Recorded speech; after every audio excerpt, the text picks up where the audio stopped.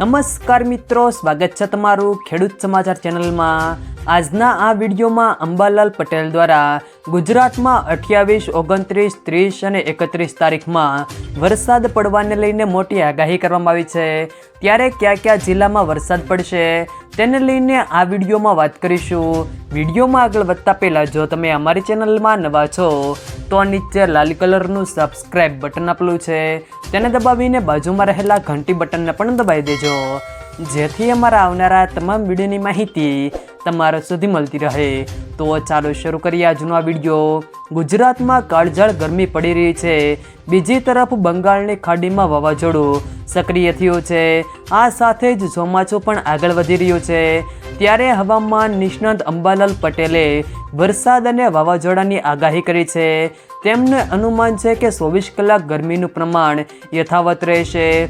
24 કલાક બાદ 2 થી 3 ડિગ્રી તાપમાનમાં ઘટાડો થશે અને આંશિક ગરમીમાંથી રાહત મળશે। પવનની ગતિમાં પણ વધારો થશે। સાથે તેમણે વાત કરતા જણાવ્યું છે કે ધીમે ધીમે ગરમીમાંથી રાહત મળશે। આજથી આંધી વંટોળનું પ્રમાણ વધુ રહેશે। 28 થી 31 મેના દક્ષિણ ગુજરાતમાં ગાજવીજ સાથે વરસાદ પડવાની આગાહી છે।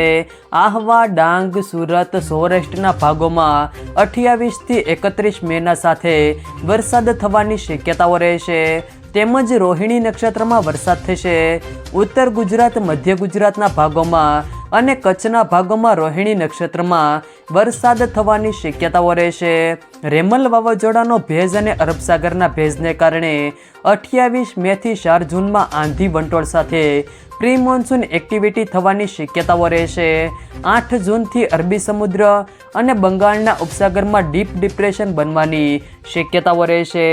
8 થી 14 જૂન સુધીમાં અરબી સમુદ્રમાં ફરી વાવાઝોડું બનવાની શક્યતાઓ છે।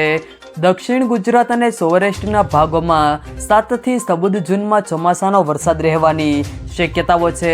ચાલુ વર્ષે ચોમાસું સારું રહેવાના સંકેતો મળી રહ્યા છે। આ સાથે જ ગુજરાતમાં પણ ચોમાસું સમય કરતાં વહેલું બેસી જવાનું અનુમાન છે।